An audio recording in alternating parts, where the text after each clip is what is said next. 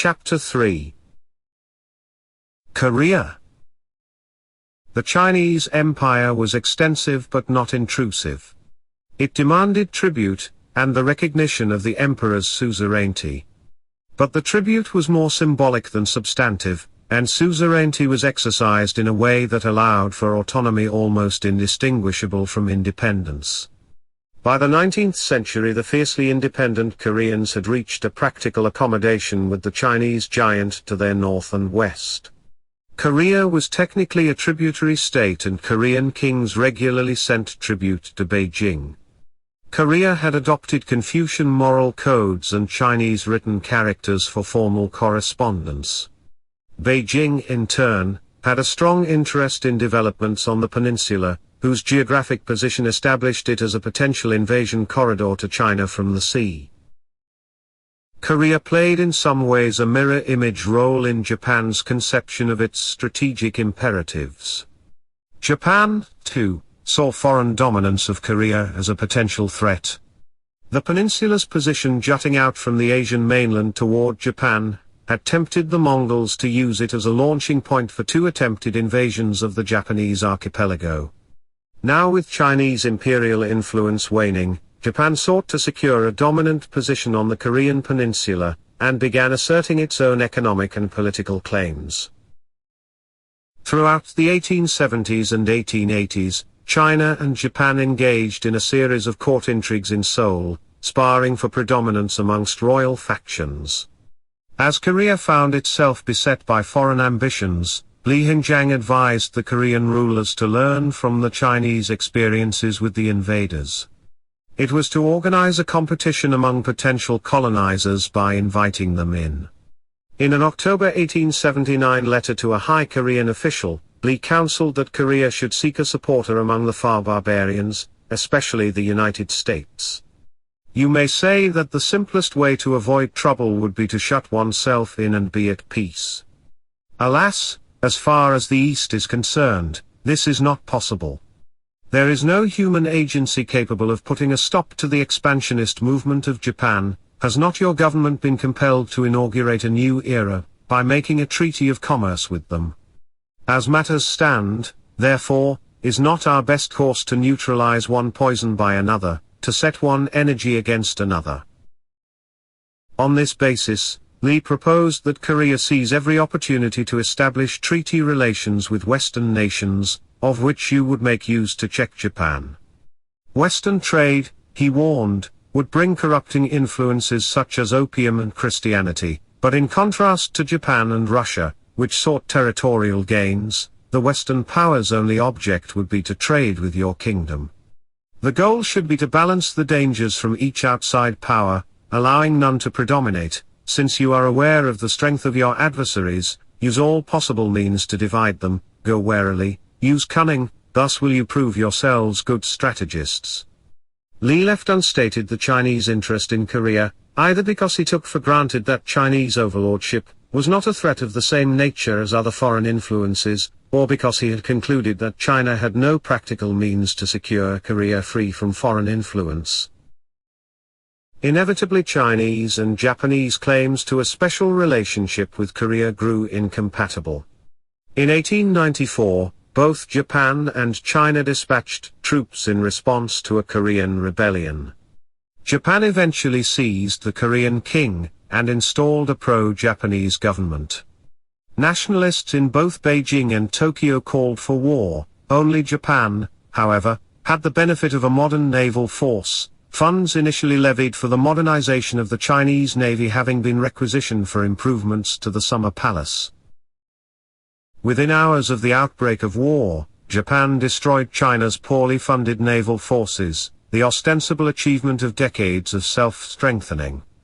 Li Hengjiang was recalled from one of his periodic forced retirements to go to the Japanese city of Shimonoseki to negotiate a peace treaty, with the almost impossible mission of salvaging Chinese dignity from the military catastrophe. The side that has the upper hand in war often has an incentive to delay a settlement, especially if every passing day improves its bargaining position. This is why Japan had deepened China's humiliation by rejecting a string of proposed Chinese negotiators as having insufficient protocol rank, a deliberate insult to an empire that had heretofore presented its diplomats as embodiments of heavenly prerogatives and therefore outranking all others, whatever their Chinese rank. The terms under discussion at Shimonoseki were a brutal shock to the Chinese vision of preeminence.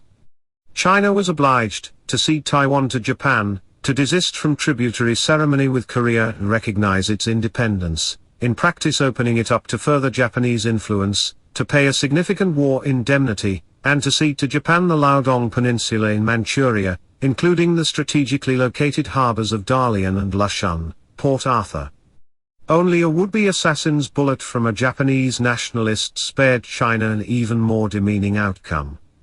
Grazing Li's face at the scene of the negotiations, it shamed the Japanese government into dropping a few of its more sweeping demands.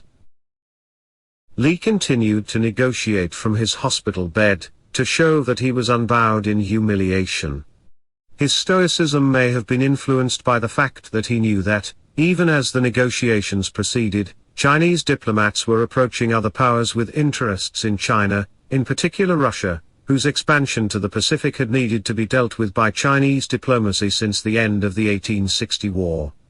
Li had foreseen the rivalry of Japan and Russia in Korea and Manchuria, and he had instructed his diplomats, in 1894, to treat Russia with the utmost sensitivity.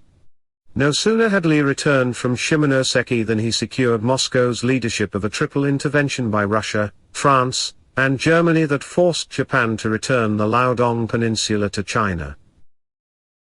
It was a maneuver with far-reaching consequences. For once again, Moscow practiced its by now well-established interpretation of Sino-Russian friendship. For its services, it extracted special rights in another huge swath of Chinese territory. This time it was subtle enough not to do so outright. Rather, in the wake of the triple intervention it summoned Li to Moscow to sign a secret treaty containing an ingenious and transparently acquisitive clause stipulating that in order to guarantee China's security against potential further Japanese attacks, Russia would construct an extension of the Trans-Siberian Railway across Manchuria. In the secret agreement, Moscow pledged not to use the railway as a pretext for the infringement of Chinese territory, or for encroachment on the lawful rights and privileges of His Imperial Majesty the Emperor of China, which was, however, exactly what Moscow now proceeded to do. Inevitably, once the railway was constructed, Moscow insisted that the territory adjoining it would require Russian forces to protect the investment. Within a few years, Russia had acquired control over the area Japan had been forced to relinquish, and significantly more. It proved to be Li's most controversial legacy. The intervention had forestalled the advances of Japan, at least temporarily, but at the cost of establishing Russia as a dominant influence in Manchuria. The Tsar's establishment of a sphere of influence in Manchuria precipitated a scramble for comparable concessions by all the established powers. Each country responded to the advances of the others. Germany occupied Qingdao, in the Shandong Peninsula. France obtained an enclave in Guangdong and solidified its hold over Vietnam. Britain expanded its presence in the new territories across from Hong Kong and acquired a naval base opposite Port Arthur. The strategy of balancing the barbarians had worked to a degree. None had become totally predominant in China, and in that margin, the Beijing government could operate. But the clever maneuver of saving the essence of China by bringing in outside powers to conduct their balance of power machinations on Chinese territory could function in the long run only if China remained strong enough to be taken seriously. And China's claim to central control was disintegrating. Appeasement has become an epithet in the aftermath of the conduct of the Western democracies toward Hitler in the 1930s. But confrontation can be safely pursued only if the weaker is in a position to make its defeat costly beyond the tolerance of the stronger. Otherwise, some degree of conciliation is the only prudent course. The democracies unfortunately practiced it when they were militarily stronger. But appeasement is also politically risky and stakes social cohesion. for it requires the public to retain confidence in its leaders even as they appear to yield to the victor's demands. Such was Li's dilemma through the decades he sought to navigate China between European, Russian, and Japanese rapaciousness, and the intransigent obtuseness of his own court. Later Chinese generations have acknowledged Li Hengjiang's skill but have been ambivalent or hostile about the concessions to which he lent his signature, most notably to Russia and Japan, as well as ceding Taiwan to Japan. Such a policy grated at the dignity of a proud society. Nevertheless, it enabled China to preserve the elements of sovereignty, however attenuated, through a century of colonial expansion in which every other targeted country lost its independence altogether. It transcended humiliation by seeming to adapt to it. Li summed up the impetus of his diplomacy in a mournful memorial to the Empress Dowager shortly before his death in 1901. Needless for me to say how greatly I would rejoice were it possible for China to enter upon a glorious and triumphant war. It would be the joy of my closing days to see the barbarian nations subjugated at last in submissive allegiance, respectfully making obeisance to the dragon throne. Unfortunately, however, I cannot but recognize the melancholy fact that China is unequal to such an enterprise, and that our forces are in no way competent to undertake it. Looking at the question as one affecting chiefly the integrity of our empire, who would be so foolish as to cast missiles at a rat in the vicinity of a priceless piece of porcelain? The strategy of pitting Russia against Japan in Manchuria produced a rivalry in which both powers progressively tested each other. In its relentless expansion, Russia jettisoned the tacit agreement among the exploiters of China to maintain some balance between their respective claims and a degree of continuing Chinese sovereignty.